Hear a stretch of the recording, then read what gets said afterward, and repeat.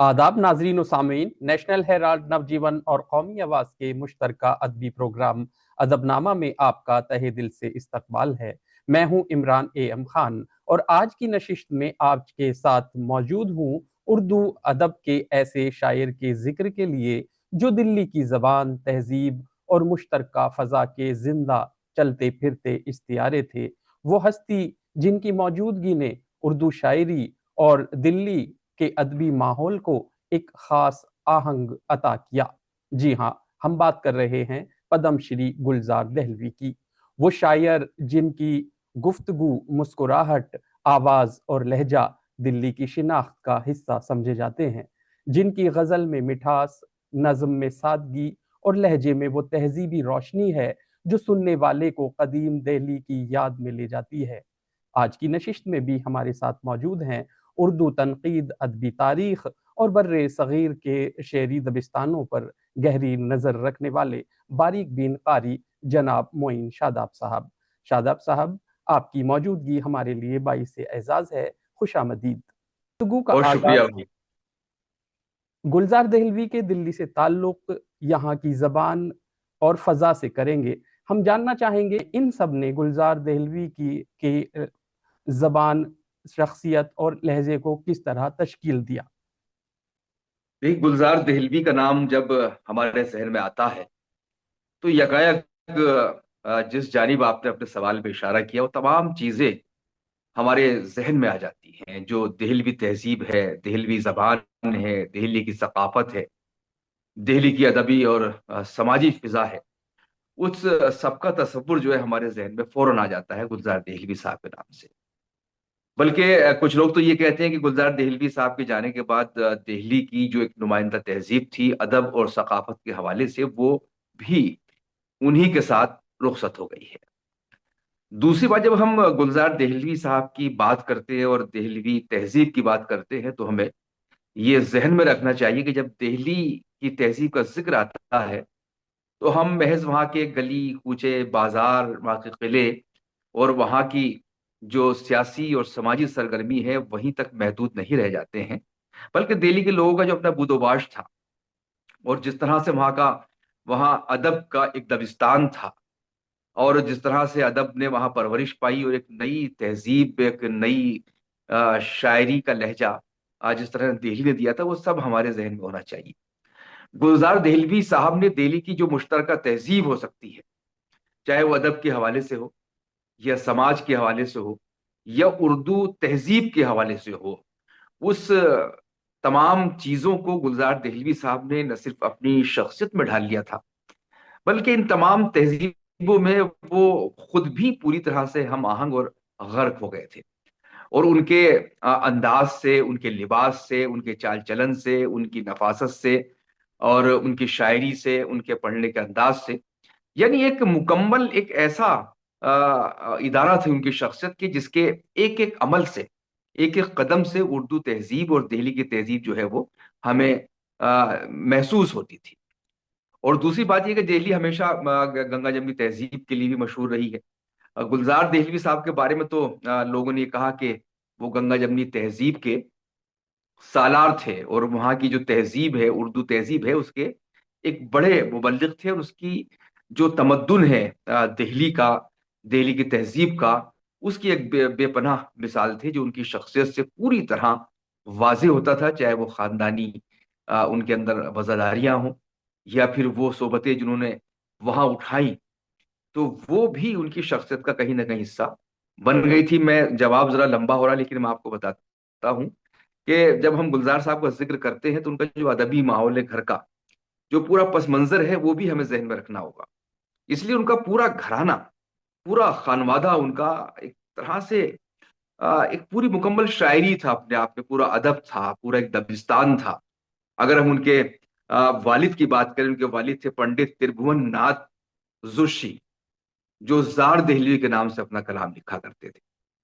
Jar Dehlvi उनके वालिद मोहतरम थे। उनकी वालदा खुद शायरा थी जिनका नाम रानी जोशी था, और वो बेजार तखल्लुस किया करती थी, यानी बेजार दहलवी थी।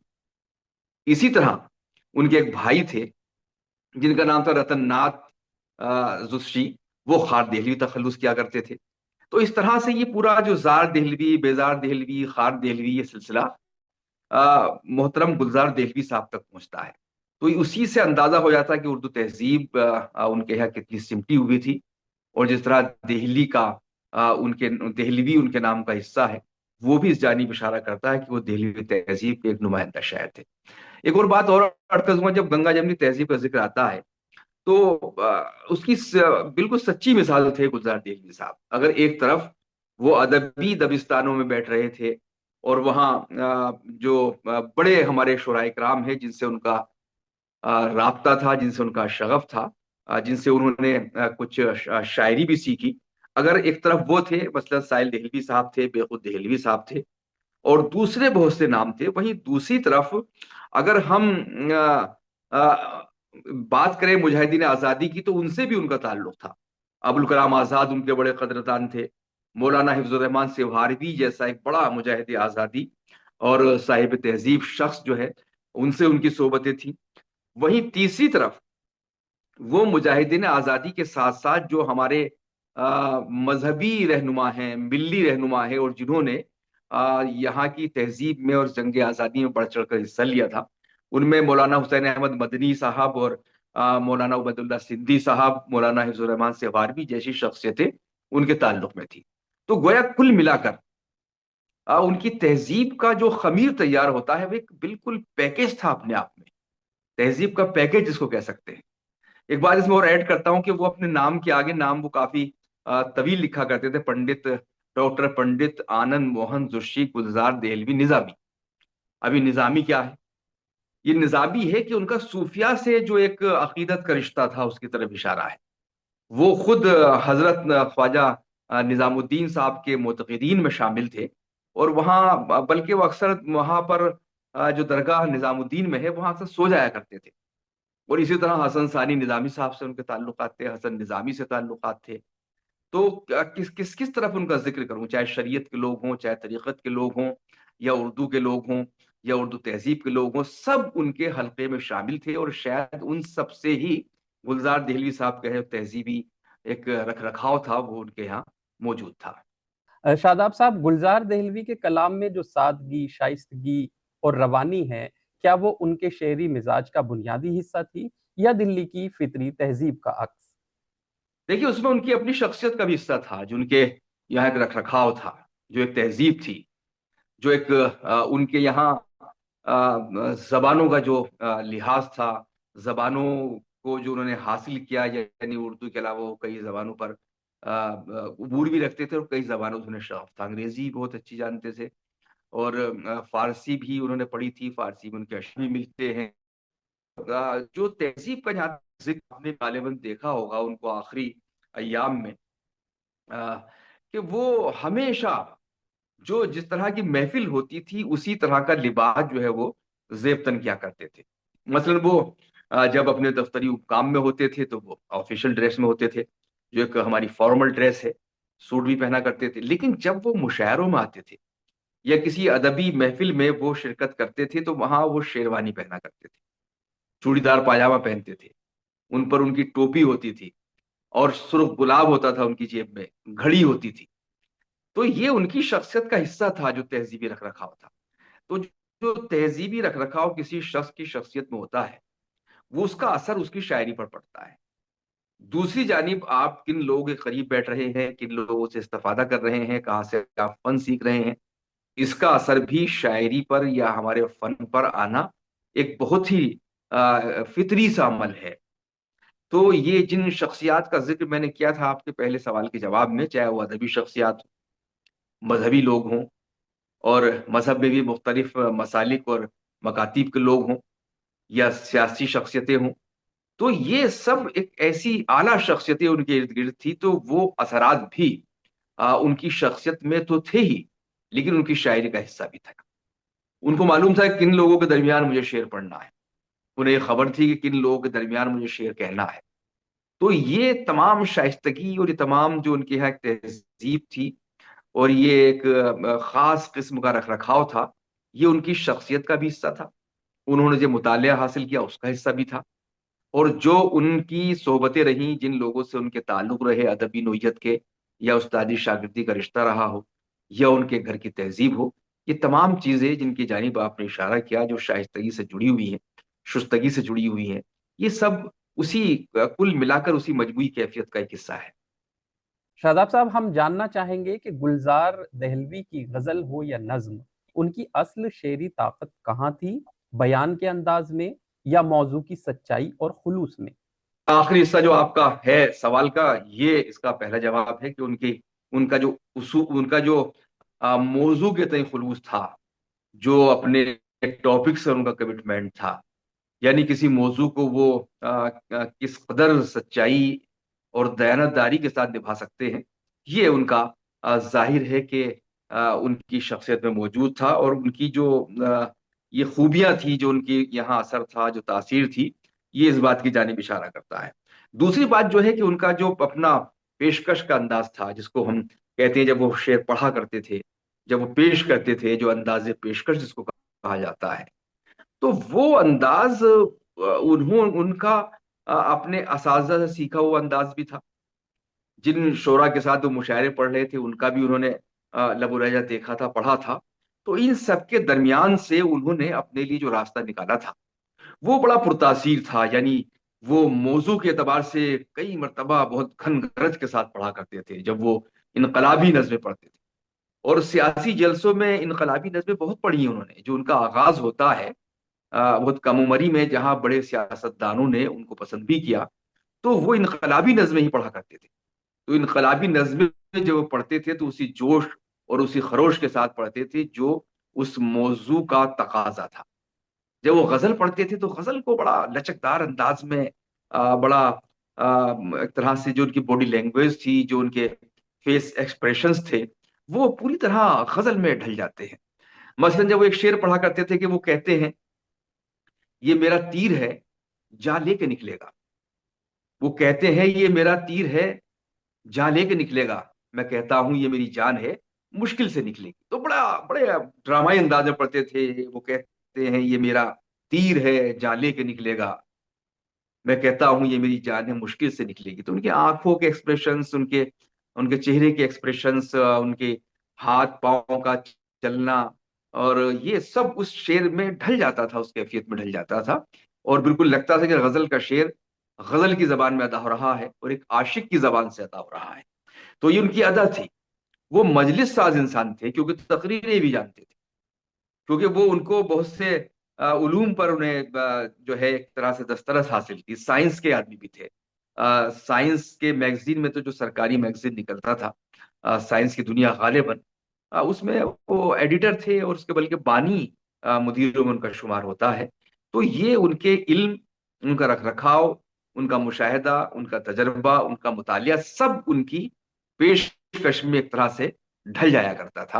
اور یہی وجہ ہے کہ وہ شاعری کے جو کئی مرتبہ کیا ہوتا ہے عمران صاحب کے بہت اچھا شعر ہوتا ہے، لیکن شاعر اس کو پیش نہیں کر پاتا سلیقے سے، تو اس میں کمیونیکیشن گیپ ہو جاتا ہے، جس کو ترسیل کا المیہ کہتے ہیں۔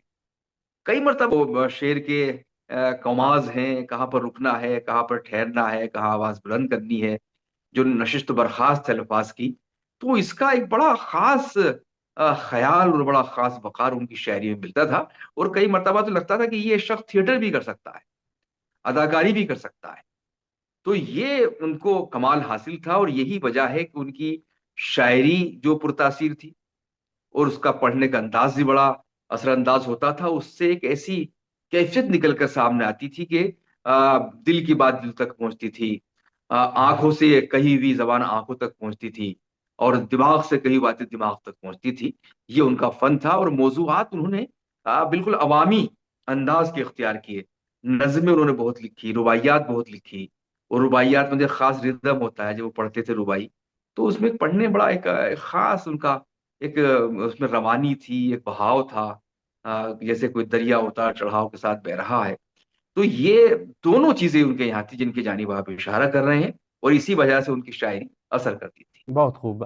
اگلا سوال یہ کہ گلزار دہلوی نے اپنی آواز، پیشکش اور اس مخصوص دہلوی لہجے سے اردو مشاعرے کی روایت کو کیا دیا؟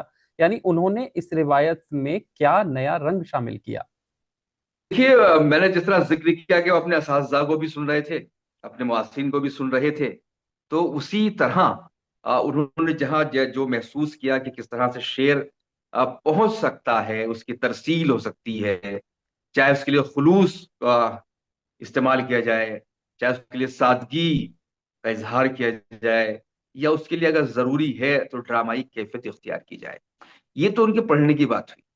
लेकिन जहां तक आ, कुल मिला के जो उन्होंने मुशायरे को दिया या हमारी तहजीब को दिया, वो ये है कि बुजुर्गों से जो तहजीब हम तक पहुंची थी, लिबास की तहजीब, गुफ्तगू की तहजीब, हिफ्ज मरातिब की तहजीब, छोटों से किस तरह पेश आया जा सकता है, बड़ों से किस तरह मिलना चाहिए, ये तमाम चीजें जो आज शायद हमारे स्टेज से नापैद हो गई हैं और धीरे धीरे जवाल पजीर हुई हैं और अब तो तकरीबन खत्म हो चुकी हैं। तो ये तहजीब उन्होंने हमारे मुशायरे को दी थी, ये तहजीब उन्होंने हमारी अदबी महफिलों को दी थी, जिनकी जानी मैंने इशारा भी किया कि जब वो जिस महफिल में जाते थे उसी अंदाज से बात करते थे। शायरों में है शायर हैं, आलिमों में है आलिम हैं, अदीबों में है अदीबों की तरह का बर्ताव है, मुशायरे में है तो मुशायरों जैसा सलूक है। और मुशायरों में भी कौन सी नशिस्तें हैं, कौन से बड़े मुशायरे हैं, कहाँ हंगामा मचाना है, कहाँ आहिस्तगी से पढ़ना है, ये सब चीजें वो जानते थे। यानी जमाना शनास इंसान थे, नब्बाज थे, हालात पर उनकी उन हालात की नब्ज पर उनकी उंगलियां रहती थी। तो ये तहजीब उन्होंने दी है कि हमें मौका महल देखकर, चाहे वो शायरी हो, चाहे शायरी का इजहार हो, या फिर शायरी से और उर्दू तहजीब से जुड़े हुए जो लवाजमात हैं, वो मौके और महल के एतबार से होने चाहिए, यानी मौके महल के हिसाब से वो काम करना जानते थे। जी शादाब साहब, अब वो लम्हा जिसका नाजरीन को इंतजार रहता है। हम चाहेंगे कि आप गुलजार दहलवी के चंद मुंतखब अशआर अपनी आवाज में पेश करें और ये भी बताएं कि उनके लहजे में वो कौन सी बात थी जो सुनने वाले को अपनी तरफ खींच लेती थी। देखिए, एक तो उनका जो उर्दू तहजीब से जो उनका लगाव था, यानी जुनून की हद तक उन्हें इश्क था, और पूरी उर्दू तहजीब उनकी शख्सियत में ढली हुई थी। तो वो लोगों को बहुत मुतासिर करता था। एक जज्बाती मौजू भी है, और जब उर्दू जवाल पजीर हो रही थी, उर्दू का कोई नाम लेवा नहीं था, जब वो उर्दू का परचम बुलंद किए हुए थे, उन्होंने बड़ी लड़ाइयां भी लड़ी, तो वो मौजू लोगों को बहुत सूट करता था। दूसरा मौजू उनका एहतराम आदमियत था, मज़ाहिब को करीब लाने का एक सिलसिला था। वो भी हमारे अहद की जरूरत रही है और हमेशा उसकी जरूरत रही है। अब जैसे उर्दू पे उन्होंने बहुत से अशार कहे, और वो सच भी था जो उन पर सादिक भी आता था। वो कहते हैं कि दर से उर्दू जबान देता हूँ, अहले ईमा पे जान देता हूँ। दर से उर्दू जबान देता हूँ, अहले ईमा पे जान देता हूँ, मैं अजब हूँ इमाम उर्दू का, बुतकदों में अजान देता हूँ। बहुत खूब। तो ये सीधा मतलब सीधा मुतासिर करती है शायरी, क्योंकि उर्दू के बारे में वो जो कह रहे थे उसमें सच भी था, उसमें खुलूस भी था। वो वाकई बुतकदों में उर्दू की अजान दे रहे थे। और उर्दू क्या, उनको मुजाहिद कहा गया, उर्दू का मुबल्लिग कहा गया, उसको भी उन्होंने अपने एक खते में बयान किया है। कतार ज्यादा पढ़ते थे, नज़में भी थी, गजलें भी कहते थे। जैसे एक शेर मैंने सुनाया था, तीर वाला गजल का शेर था। वो कहते हैं कि उर्दू के निगहदाश्त के खालिद हैं हम, तारीख में तहजीब की वाहिद है हम। और वाकई वाहिद शख्सियत थे वो आखिरी जमाने में, अकेली शमा थी अपने अंदाज की। उर्दू के निगहदाश्त के खालिद हैं हम, तारीख में तहजीब की वाहिद हैं हम, आओ हमें देखो नए उर्दू वालों। उर्दू जादो भी कभी पढ़ते थे वो। आओ हमें देखो नए उर्दू जादो, उर्दू के मुबल्लिग हैं, मुजाहिद हैं। बहुत खूब। तो ये उर्दू से इस तरह के उनके बहुत से अशार हैं। अब वो बताते भी थे, और वो इशारा करते थे, वो अक्सर कहते थे, खासतौर से मुस्लिम कौम को, उर्दू बरादरी को, कि आपको ये नहीं मालूम कि आपके असलाफ ने इस मुल्क के लिए क्या कुर्बानियां दी हैं। वो ये भी बताते थे कि आपके असलाफ ने उर्दू के लिए क्या क्या किया है, मुल्क के लिए क्या क्या किया है। तो उसकी जानिब इशारा करते थे। वो कहते थे कि खुद हम अपने दुश्मन हैं, यानी उर्दू वाले। एक उन्होंने कहा भी था अपने चार बिस्सों में कि ज़बां हमारी हरीफों से रद्द नहीं होगी, ज़बां हमारी हरीफों से रद्द नहीं होगी, जो खुद जबान को भूले तो हद नहीं होगी, हर एक लफ्ज को, लहजे को गौर से सुन लो, हमारे बाद जबां की सनद नहीं होगी। वाह, बहुत ही अब खूब। देखिए ये, हाँ, मैं दो लाइनें कहने की इजाजत चाहूंगा इस पर। जी हमारे जी बाद इरशाद। जबां की सनद नहीं होगी। हमने अक्सर देखा, मैं खुद भी उसमें शामिल रहा हूं तजर्बे में, کہ دیکھیے اردو یا کوئی بھی زبان یا کوئی بھی لٹریچر صرف کتابوں سے نہیں آ سکتا ہے، اس کے لیے مجلسی علم کی ضرورت ہے۔ اور اردو کے لیے تو خاص طور سے جہاں تک اس کے تلفظ کا معاملہ ہے، یہ پڑھنے سے چونکہ اعراب نہیں ہوتے تمام لفظوں پر، تو ہم جو بزرگ بول رہے ہوتے ہیں ان کو دیکھ کر سیکھتے ہیں۔ ہمیں اکثر ڈکشنری دیکھنے کی ضرورت اس لیے پیش نہیں آتی تھی، ہم دیکھتے تھے گلزار صاحب اس لفظ کو کس طرح ادا کر رہے ہیں، اس کا تلفظ کیا ہے، تو وہی انہوں نے بیان کیا، حالانکہ تعلی کا شعر ہے لیکن سچ ہے۔ ہر ایک لفظ کو، لہجے کو غور سے سن لو، ہمارے بعد زوا کی سند نہیں ہو۔ اور وہ شعر جس طرح سے ان کی خوبی یہ تھی کہ لوگ انہیں مسلمان سمجھتے تھے،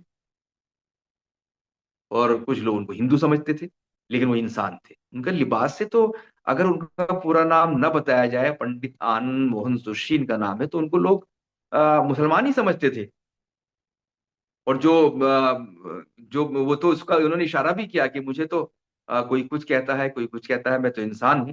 اب وہ کہتے ہیں، انہوں نے ایک شعر بھی کہا تھا جوش کے مصرے سے استفادہ کرتے ہو کہ میں وہ ہندو ہوں کہ نازا ہے مسلمان جس پر، میں وہ ہندو ہوں کہ نازا ہے مسلمان جس پر، دل میں کعبہ ہے میرے، دل ہے صنم خانوں میں، جوش کا قول ہے اور اپنا عقیدہ گلزار، ہم سب کافر نہ اٹھا کوئی مسلمان۔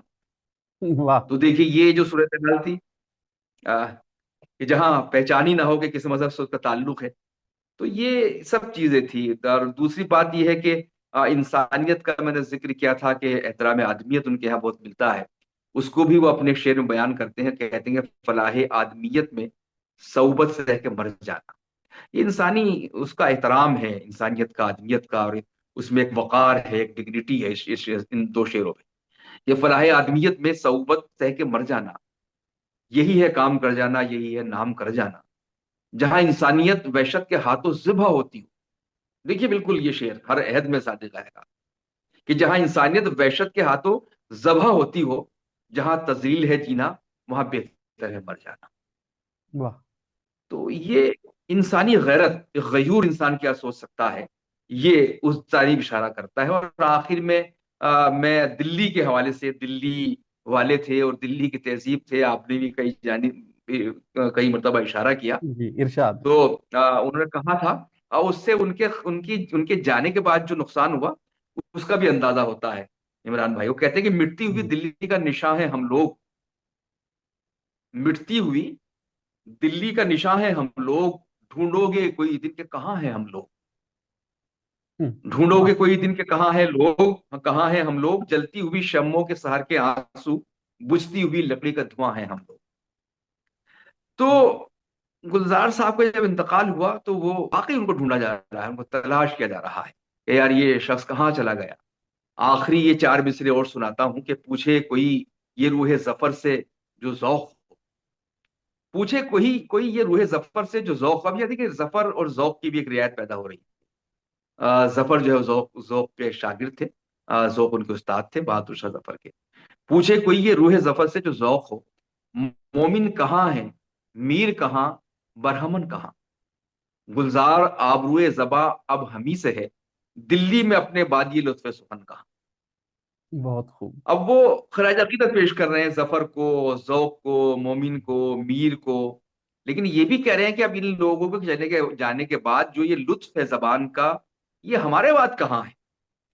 اور یہ شعر واقعی بڑا سچا ثابت ہوا۔ دلی سے ان کی محبت اور عقیدت کا ایک اور میں واقعہ سناتا ہوں، جو آخر میں جب کورونا کے دوران ان کا انتقال ہوا، پونا جا رہے تھے، ان کو لے جانا چاہتے، ان کا دل نہیں مان رہا تھا کہ پونا جائے، تو بہرحال پھر کورونا آ گیا اور کورونا میں بالکل راستے بند ہو گئے، تو انہوں نے آخر ساتھ دلی میں لی اور یہیں کی مٹی میں وہ دفن ہو گئے، یہیں کے خاک کا پیوند ہو گئے۔ یہ ان کا سچا جذبہ تھا۔ بہت شکریہ ساداب صاحب، آپ نے جس وضاحت، محبت اور گہرائی سے گلزار دہلوی کی شخصیت اور شاعری پر روشنی ڈالی، وہ یقیناً ہمارے ناظرین کے لیے نہایت مفید ثابت ہوگی۔ ناظرین، اگر آپ کو یہ قسط پسند آئی تو ویڈیو کو لائک کریں، چینل کو سبسکرائب کریں اور نئے قسطوں کے لیے بیل آئیکن ضرور دبائیں۔ اپنی رائے اور تجاویز ہمیں ضرور لکھیں، کیونکہ آپ کی رائے ہی ہماری رہنمائی ہے۔ اگلی نشست میں ایک نئے شاعر اور ایک نئی گفتگو کے ساتھ دوبارہ حاضر ہوں گے۔ اپنا خیال رکھیے گا، پھر ملاقات ہوگی۔